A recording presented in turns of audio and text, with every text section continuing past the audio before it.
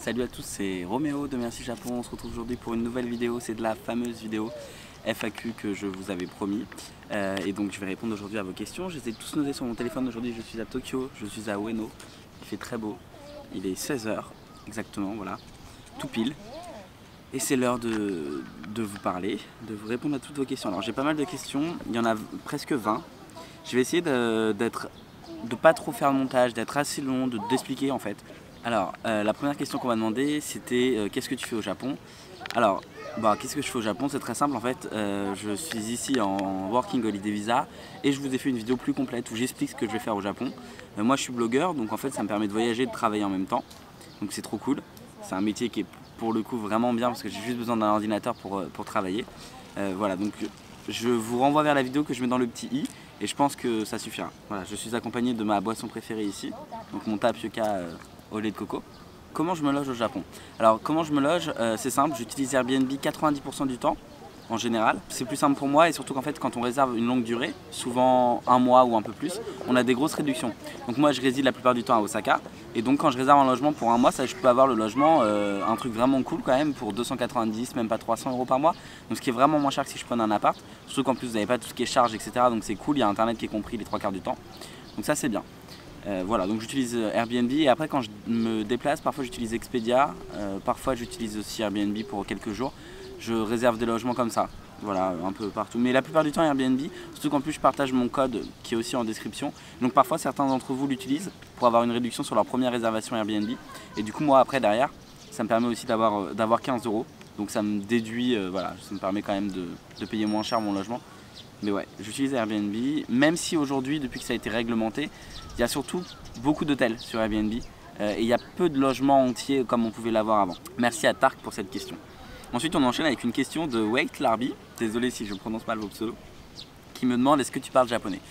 Eh bien non, ça c'est un vrai problème. Disons que je commence à quand même comprendre ce qu'on me dit, etc. Mais je peux répondre 2-3 petites choses, vraiment des phrases très simples, mais je peux pas avoir une conversation quoi. Je pense que pour ça, de toute façon, c'est même pas vivre dans le pays, c'est étudier la langue. Il faut vraiment que je le fasse, il faut que je m'y mette, c'est compliqué. Et il faudrait surtout que je trouve le temps de m'inscrire dans une école par exemple. Après ça coûte cher et c'est pas, enfin j'ai pas forcément l'envie de mettre de l'argent là-dedans quoi. Alors, Abou me demande, j'arrive au Japon pendant 20 jours, est-ce que tu as un itinéraire à me conseiller? Alors déjà, si tu veux bouger dans le Japon, je te conseille le JR Pass. Ça c'est sûr, c'est la meilleure solution, c'est ce qui te coûtera le moins cher. Ensuite, je pense que pour un premier voyage, tu fais une semaine à Tokyo, parce qu'il y a quand même pas mal de choses à voir à Tokyo, aux alentours. Ça te permet de faire une journée au Mont Fuji, une journée à Kamakura, une journée un peu partout. Ensuite, je pense que le mieux, c'est de faire le Kansai. Donc tu peux aller à Osaka, tu peux aller à Nara, tu peux aller à Kyoto. Kyoto, 3-4 jours, c'est bien. Ouais, c'est bien, 3-4 jours. Après, tu peux aller à Osaka, que j'adore, voilà, mais il n'y a pas énormément de choses touristiques. Osaka c'est cool si tu veux y vivre, pour être très honnête, mais truc touristique, je pense pas que ce soit la meilleure ville. Après tu peux faire une journée à Kobe qui est vraiment sympa aussi, et ensuite tu peux continuer jusqu'à Hiroshima. Voilà, et je pense que si déjà tu fais tout ça, ça te fera une belle première visite du Japon. Après tu peux descendre encore jusqu'à Fukuoka, mais il n'y a pas non plus de 10 000 choses à faire vers là-bas. Mais ouais, non, tu peux le faire comme ça. En tout cas, c'est ce que je te conseille. Une semaine à Tokyo, une semaine dans le Kansai, un jour à Osaka, 4-5 jours à Kyoto et après une journée à Nara, une journée à Kobe. Je pense qu'après Hiroshima, peut-être Nagasaki, ce sera déjà cool et ce serait top. Depuis combien de temps je suis au Japon? Ça va faire un peu plus de 4 mois que je suis là. Je suis arrivé en janvier et donc voilà, aujourd'hui on est en mai et bah ça c'est... Ouais, c'est étonnant. Enfin, c'est passé hyper vite en fait. J'ai l'impression d'être arrivé hier, je me souviens très bien être arrivé à l'aéroport, avoir fait mes papiers, je me souviens très bien avoir fait ma carte d'identité. Et en fait, là du coup, je me dis mais c'est fou à quel point tout est passé si vite. Et j'ai pas l'impression d'être arrivé hier et en même temps si. Donc je sais pas. Et je me souviens de chaque rencontre que j'ai fait, je me souviens de chaque sourire que j'ai vu.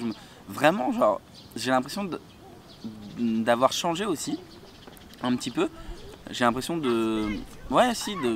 d'avoir appris plein de choses sur moi, d'avoir appris plein de choses sur les autres et de relativiser aussi et de me dire que finalement on n'est pas si mal là où on est. C'était pas dans la question mais j'avais envie de le dire. Donc, merci Sarah pour ta question. Il y a Théo qui me demande pourquoi on te voit jamais manger des ramen. C'est vrai que je mets jamais de ramen, pour la simple et bonne raison que dans les ramen, les 3/4 du temps il y a du porc ou de la viande et je mange pas de viande en fait, voilà. Mais c'est tellement bon ces conneries. Doubi me demande, est-ce que j'arrive à me faire des amis? Alors oui, mais en fait, la notion d'amitié, elle est très différente. C'est-à-dire que un ami que toi tu vas considérer comme un ami ne sera pas vraiment un ami en fait. Je sais pas comment l'expliquer, mais on va dire que c'est plus des connaissances que des amis. Et la notion elle est très différente. Pour eux, un ami c'est quelqu'un avec qui ils auront passé toute leur vie, avec qui ils auront été à l'école, tu vois. Et un vrai bon ami, c'est un truc qui est un peu différent. Donc en fait, ils n'ont pas la même notion et je pense qu'ils n'accordent pas la même importance. Tu vois, surtout que quand tu voyages, comme j'ai la chance de le faire, bah du coup, quand tu es loin de tout le monde, toi quand tu rencontres quelqu'un, tu vas plus te donner dans la relation, tu vas plus t'attacher aux gens parce que tu as peut-être moins d'amis, du coup pour toi ils comptent plus, tu envoies des messages, ils répondent, etc. Puis au bout d'un moment, bah, les Japonais ils en ont plus rien à foutre, ils te répondent plus, enfin moi c'est ce que j'ai remarqué. Sauf, voilà, j'en ai 3-4 vraiment avec qui je peux encore communiquer, avec qui je communique régulièrement, etc. Ça se passe très bien. Mais il y en a certains, genre ils en ont rien à foutre en fait. Genre c'est juste pour soit dire bon bah j'étais avec un étranger, soit pour genre ils te disent oui bah je suis dispo mais dans 3 semaines pour aller boire un verre, tu vois. Et t'es là en mode bah ouais mais 3 semaines, c'est énorme comme truc, tu peux pas, enfin tout prévoir comme ça à l'avance, c'est un peu compliqué. Et ouais ça c'est un peu chiant aussi, je trouve que les Japonais ils prévoient tout trop à l'avance et du coup tu peux pas, voilà tu vois par exemple t'es libre, t'envoies un message, est-ce que t'es dispo à un pote, bah non je suis dispo que dans 3 semaines. Alors après ils travaillent beaucoup c'est vrai mais bon voilà quoi, c'est un peu... Voilà. Donc oui j'ai des connaissances, j'ai quelques amis que je revois régulièrement et avec qui je pense si je pars du Japon on gardera contact c'est sûr. Mais ça n'a rien à voir avec mes amis de France, enfin, pour moi c'est incomparable les deux. Et ça c'est quand même important de le noter. Une question d'une amie à moi qui me dit pas trop dur d'être loin de sa famille et surtout de tes amis, avoue on te manque. Mais c'est une question intéressante du coup c'est pour ça que je l'ai pris. Alors oui forcément la famille et les amis me manquent et ça en fait je l'avais pas ressenti mais là il y a 2-3 semaines j'ai eu un vrai coup de blues. Pour la première fois je me suis dit mais qu'est-ce que je fous là? Mais genre j'ai tout quitté, j'ai quitté mon travail, j'ai quitté ma famille, j'ai quitté mes amis, j'ai quitté mon appart pour venir là, mais qu'est-ce que tu fous là? Genre vraiment j'ai eu une prise de conscience et je me suis dit mais bon ok. Et ça allait pas et j'avoue j'ai chialé pendant 2 semaines, ça a été 2 semaines qui n'ont vraiment pas été faciles, c'est la première fois de ma vie où je ressentais un espèce de sentiment comme ça, j'étais mal et je savais pas pourquoi. Et il faut aussi le dire hein, quand ça va pas, hein, parce que je montre sur les réseaux sociaux que tout va bien mais évidemment il y a des fois ça va pas. Là ça va mieux, j'ai appelé ma famille, j'ai appelé des amis, j'ai eu plein de gens au téléphone, puis après vous avez des problèmes perso, puis après bon voilà tout ça et quand tout arrive en même temps, bah, à un moment donné vous craquez, je pense que c'est normal. Mais oui effectivement ça manque et à ce moment là je vous avoue que j'ai regardé les billets pour rentrer en France. Et après je me suis dit mais mec c'est complètement con, pourquoi tu vas rentrer en France? C'est dommage toi de rentrer en France. Donc voilà, finalement je veux pas rentrer, surtout j'ai plein de belles choses qui m'attendent, j'ai des amis qui arrivent en juin, dans moins d'un mois, j'ai mon frère qui vient en octobre, en septembre, j'ai d'autres amis en octobre, je pars à Hawaï en septembre, enfin voilà j'ai la chance de vivre des choses folles et ce serait bête de rentrer et de gâcher tout ça. Donc non je reste là c'est sûr, en plus tous mes logements sont payés jusqu'à fin septembre et d'avance, donc c'est sûr je reste au Japon au moins jusqu'à fin octobre, mais je pense un peu plus jusqu'à la fin de mon visa probablement. Mais voilà, oui c'est compliqué, mais on fait avec. Et en même temps, vous voyez, il y a les messages, il y a les appels, tout ça. Et là j'ai pris conscience qu'il était important de prendre des nouvelles de ses proches. Et du coup, depuis que je prends des nouvelles de mes proches, bah, ça va mieux. Et je me dis aussi que tu vois, quand t'es loin, bah, tu te rends compte de l'importance qu'ils peuvent avoir pour toi. Ensuite, j'ai Lucie qui me demande, est-ce que tu sais si c'est dur de manger végétarien au Japon? Bah, c'est une bonne question parce que du coup je suis un peu confronté à ça. Alors, quand j'étais en France, je mangeais très peu de poisson, franchement. Parce que je suis pas spécialement fan de ça. Mais depuis que je suis au Japon, je mange un peu plus de poisson. Enfin, je mange même une fois par semaine du poisson environ. Mais je mange pas du tout de viande. Et la viande, c'est pas compliqué, franchement. Voilà. Après le poisson, il y a du poisson dans plein de trucs, etc. Et c'est un peu plus compliqué. Mais pour ce qui concerne la viande, il n'y a pas de problème. Après, c'est sûr que toutes les étiquettes, elles sont en japonais. Donc parfois, évidemment, ça se trouve, j'ai mangé des trucs sans vraiment le savoir. Mais bon, en tout cas, pas manger de viande, ça se fait vraiment sans problème. Pas manger de poisson aussi si tu veux. C'est juste que tu peux être un peu limité par le choix. Mais c'est pas, enfin je pense pas que ce soit très compliqué. Simplement tous les produits de substitution qu'on a en France, genre les faux nuggets, les steaks de soja, etc. Là ça n'existe pas. En gros si tu veux manger un truc à peu près, bon t'auras du tofu, mais c'est tout. En gros t'auras pas les autres trucs quoi. Vivre au Japon, Lucie donc toujours m'a posé 3 questions, oui c'est ça. Me demande est-ce que vivre au Japon c'est difficile? Bah ouais en fait. Franchement ouais. Je pensais pas, tu vois, parce que le Japon c'est le pays qui fait rêver les gens, etc. Et effectivement c'est un pays génial. Mais quand tu y vis, c'est pas que tu perds cette magie quotidienne, mais t'es pas du tout pareil. Et du coup, bah aujourd'hui, ouais, je dois le dire, vivre au Japon c'est compliqué, c'est pas facile. Et ceux qui vivent là depuis 5-10 ans, bah je me dis waouh parce que il faut le faire, tu vois, il y a plein de choses qui sont pesantes au quotidien, il y a plein de choses dont on ne se rend pas compte, il y a plein de difficultés. Le lien social pour moi c'est la plus grosse difficulté et ça, ouais je pense que c'est très compliqué. Vraiment le lien social c'est un truc qui pour moi se révèle assez compliqué et je pense que c'est la raison pour laquelle je pourrais pas rester sur le long terme en fait, tout simplement. Mais non, c'est pas si facile que ça de vivre au Japon. Venir en vacances c'est génial et c'est facile, y vivre c'est autre chose. Les prochaines étapes de ton voyage, me demande donc Lucie. Alors, les prochaines étapes, demain je m'envole à Okinawa à l'heure où j'enregistre cette vidéo donc je suis impatient. Alors je suis juste dégoûté parce qu'ils annoncent une semaine de pluie, il y a eu beaucoup de pluie, il y a même une île à côté d'Okinawa là qui a été inondée avec des glissements de terrain j'ai vu aujourd'hui. C'est un peu la merde, je débarque à un mauvais moment mais bon pas de chance, hein, on choisit pas. Après je reste quasiment un mois à Okinawa et une semaine à Miyakojima donc il n'y a pas de problème, ça va être cool. Donc voilà ma prochaine étape. Ensuite je reviens à Tokyo le 15 juin avec des amis, on passe 10 jours ici. Et ensuite je repars à Osaka le 25 juin. J'ai hâte parce que Osaka c'est vraiment une ville où j'ai l'impression que j'ai mon cocon, je connais tout et donc je suis un peu, c'est facile, enfin c'est pas que c'est facile mais disons que je me sens bien.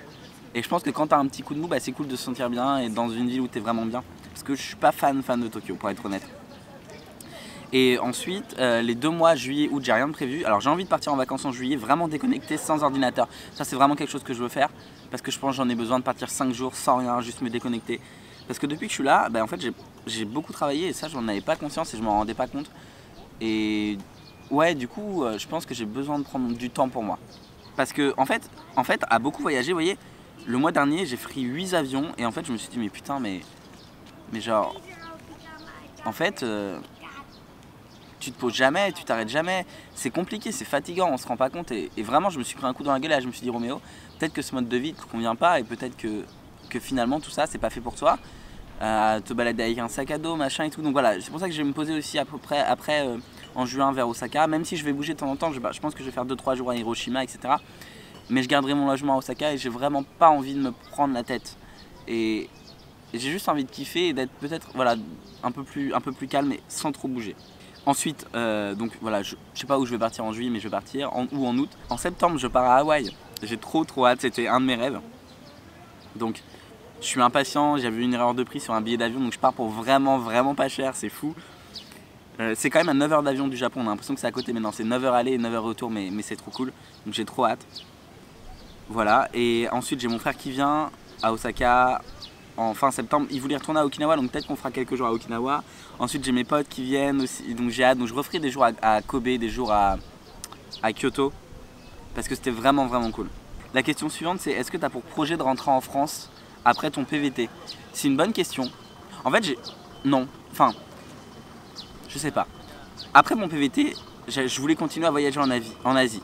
Et en fait je me suis rendu compte que peut-être que ce mode de vie c'est pas un mode de vie qui me convient, ou c'est peut-être pas, c'est pas que ça me convient pas, mais même si je m'épanouis, que j'adore ce que je fais et que l'expérience que je vis là c'est fou et j'ai envie de continuer encore longtemps vraiment, bah je me pose la question sur le long terme.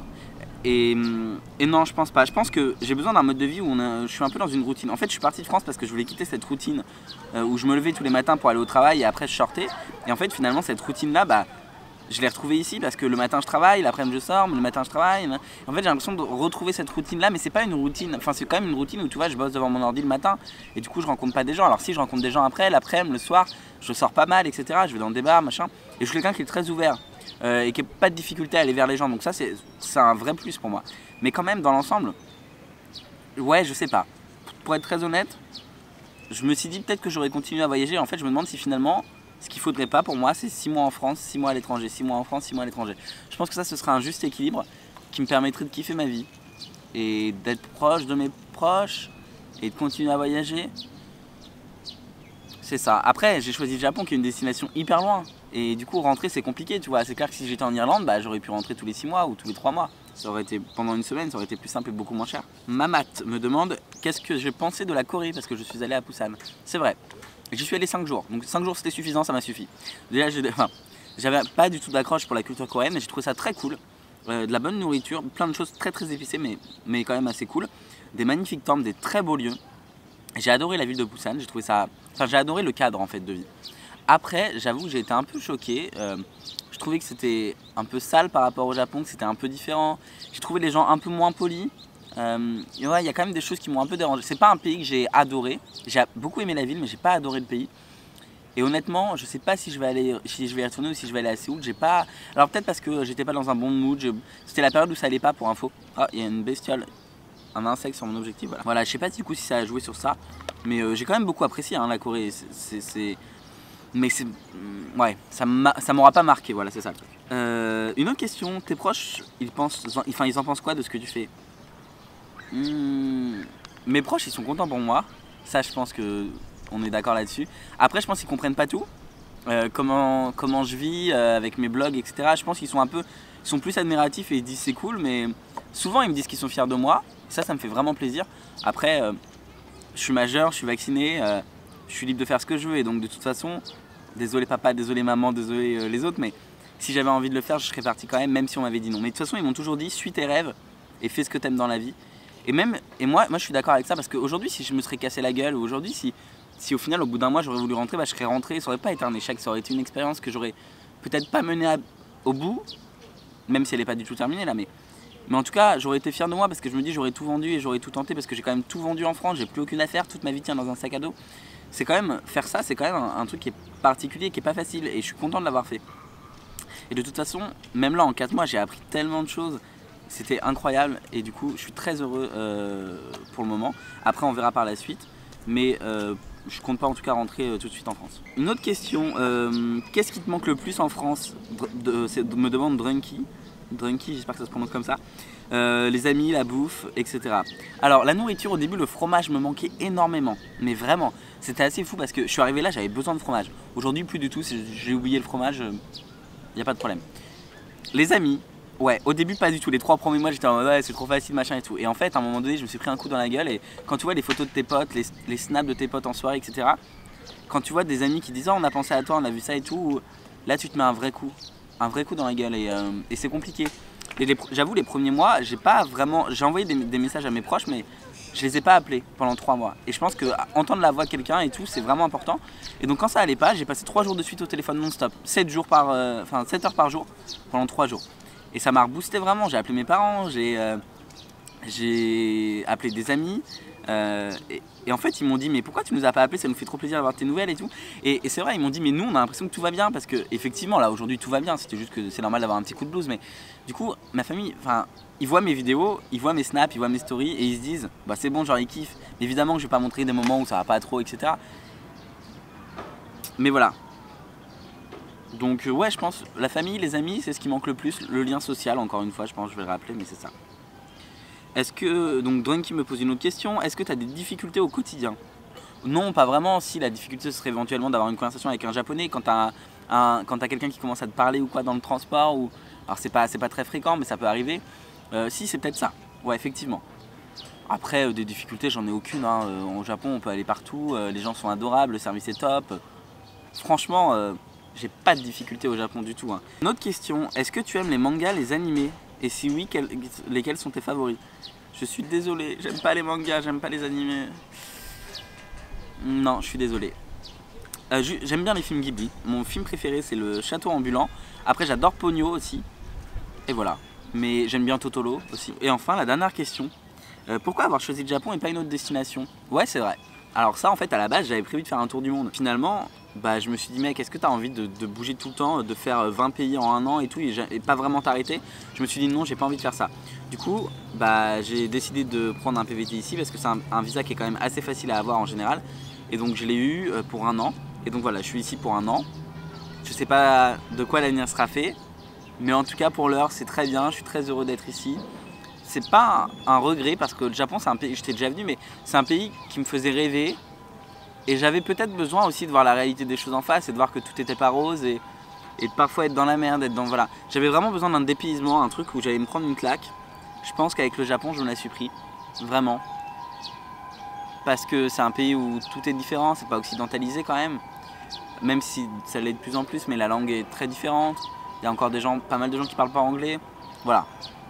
Tout ça fait que je suis très heureux d'être ici parce que c'est une expérience qui me marquera toute ma vie et je serai très heureux dans 10 ans, dans 15 ans, de raconter tout ça en fait et chaque moment que j'ai vécu ici parce qu'il y a plein de petites anecdotes comme ça qui font que ça vous marque pour le reste de votre vie et je pense qu'aujourd'hui ce que je vis là ça y contribue forcément et vous voyez quand ça va pas tu te dis putain c'est ouf la chance que j'ai d'être ici et t'es boosté complètement.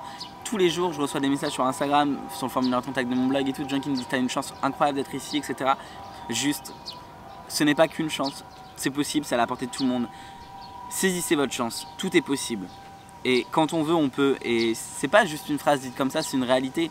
Parce que tu peux venir ici, tu peux trouver un petit travail, tu peux travailler avec un visa vacances-travail. T'es pas obligé d'être blogueur pour voyager. Tu vois, et ça, je pense que si toi, t'es derrière la caméra là et que tu me regardes et tu te dis, mais putain, j'aimerais bien faire pareil, sache que c'est possible. Travaille en France, mets un peu d'argent de côté. Quand tu as un tout petit peu d'argent, eh ben, tu peux demander un PVT et pars et kiffe ta vie si c'est ton rêve. Et ne regrette surtout pas tes choix parce qu'à un moment donné, il sera trop tard. Trop tard pour partir. Le PVT jusqu'au Japon, c'est jusqu'à 30 ans par exemple, mais c'est le cas dans d'autres PVT. Et à un moment donné, on se dit, bon bah, trop tard, j'aurais voulu partir avant, maintenant j'ai une famille, maintenant je suis posé, etc. Là, moi, j'avais pas d'attache particulière et je suis très heureux, voilà, et très content. Je pense que du coup, j'ai répondu à quasiment toutes vos questions. J'espère que cette foire aux questions vous aura plu. Si vous avez des questions, n'hésitez pas à les mettre dans les commentaires également. Ce sera plus simple pour moi d'y répondre et d'en faire des vidéos. Si vous voulez des vidéos sur des thématiques particulières, je peux le faire sans problème. Et comme c'est des choses qui ne nécessitent pas forcément beaucoup de montage, etc., c'est des choses que je peux faire en plus de mes vlogs, parce que les vlogs c'est un peu plus compliqué, il y a beaucoup de rush, je coupe, je monte, je coupe. Voilà, là, pas de souci, ce sera bon, voilà. A très bientôt pour une nouvelle vidéo, probablement en direct d'Okinawa, sous les palmiers et le sable blanc, en espérant qu'il fasse beau. A bientôt, prenez soin de vous, et abonnez-vous aussi, hein. Et mettez un like. Bye.